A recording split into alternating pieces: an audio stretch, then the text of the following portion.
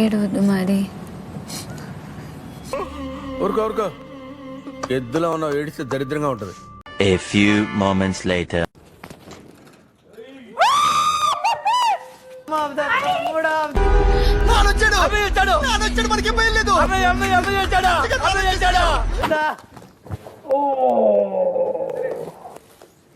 Shoulder బానే ఉందా?